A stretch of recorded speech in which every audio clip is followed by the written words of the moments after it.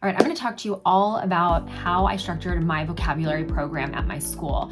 And it ended up being the most incredible experience for not just myself, but for my students as well. So I'm going to walk you through all of the different steps that are included, and you can use everything that I'm sharing with you with any words that you choose.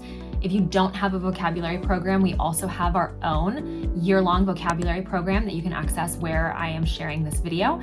So there's a link to go check that out if you're interested. But whatever I'm going to share with you right now can be applicable to anything.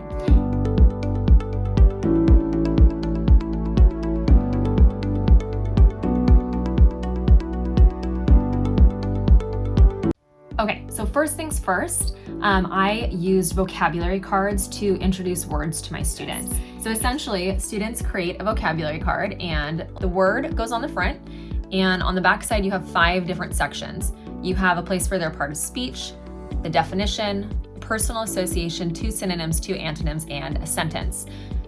So what I would do is I would introduce 5 new words to my students every single Monday. And on that Monday together, we would complete the vocabulary cards. So we'd do the word, I'd share the definition and the part of speech, and I would give them the definition and the part of speech because I want them to use the specific definition that I am asking them to learn and understand.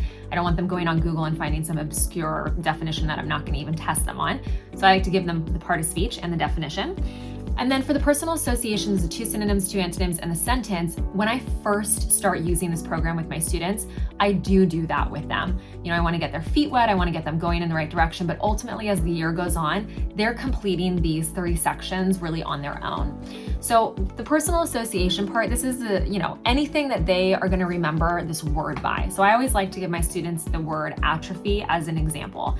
So atrophy means to waste away. And I will never forget what this word means because when I was a sophomore in high school, Mr. Yeager said, a trophy sits in your closet and wastes away. Atrophy means to waste away. So literally it can be whatever the personal association is for students. And the 2 synonyms and 2 antonyms is just a great way for them to remember the word based on words that they're already familiar with. And the sentence is going to show them how the word is actually used in a sentence, right? We don't want them just saying, using an adjective to describe any random noun. We want it to actually have meaning and be valuable for them. So that's the first thing, is we do these vocabulary cards every single Monday together, and we give them 5 words every single Monday. So that's step 1 that you're going to do with your students. Okay, step 2 of the vocabulary program, and again, you can use this with any vocabulary words that you have. If you don't have a program and you want to use ours, I again have included the information for you below. But basically step 2 now is I've done the first 5 words on Monday, and now every single day of that week, I'm gonna have a focus word. So if my word on Monday, we're just gonna keep sticking with atrophy, I'm gonna use that word in my own vocabulary on a continuous basis throughout that day on Monday. Like to the point that it sickens them, it is annoying to them, it is frustrating to them, and it becomes like a thing that they're like, Miss Mitchell, please stop using that word in a sentence. Because I want to show them how to use it and how much it can be used in common everyday language that we are using as adults, right? We want to show them that vocabulary has purpose, right? It has meaning. It's not just this class that we have to remember these words, fill in multiple choice questions at the end of the week and that's it, and I never remember those words or use them again. We don't want to do that to our students. We're not creating an authentic learning experience for them if we go that route. So we have a focus word every single day of the week. That's why we have 5 days of the week, etc. And you can make adjustments obviously based on your own schedule. So that's the next step. And step number 3 really builds off of that. And step number 3 is getting your whole faculty and your colleagues, if you can, to participate in this with you. So what I would do is I would tell my students throughout this week, if you use any of these words in your writing, in your speaking, whatever, I'm going to give you an extra credit point for my class. So they would use it in, perhaps a short answer that they're doing, or a discussion, or a presentation, or they'll raise their hand and they'll answer a question and they'll use the word. And sometimes they get a little bit annoyed about it, but who cares? It's fun. This is vocabulary that they're getting silly about. It's great, right?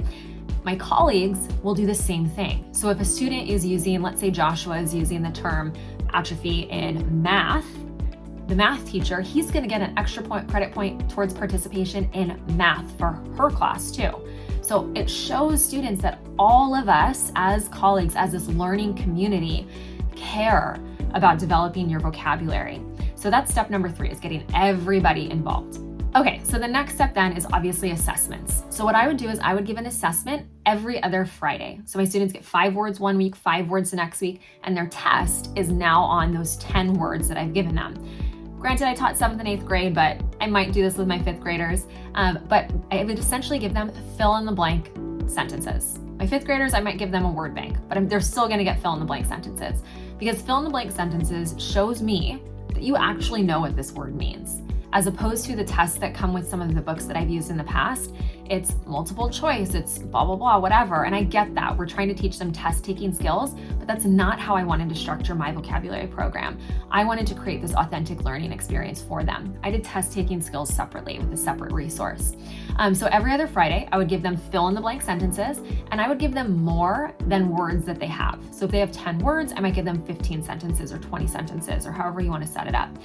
And words can be used not at all, once, twice, 3 times, 4 times, it didn't matter. And the reason that I did that is because I really wanted my students to know the words. There is no process of elimination that works here, right? And there might be some sentences that 2 different words could work for, but there is a better word for that sentence. So it really makes them think critically, and they really have to have a strong understanding of these vocabulary words in order to do well on their tests. So it's a super simple program.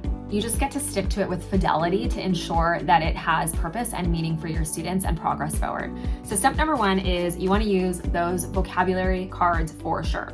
Step number 2 is that you want to have a word focus of the day. So Mondays, we're going to focus on this word, Tuesday, Thursday, etc., right? So you're focusing on one specific vocabulary word with your students, using it to a nauseating extent, right, as a teacher.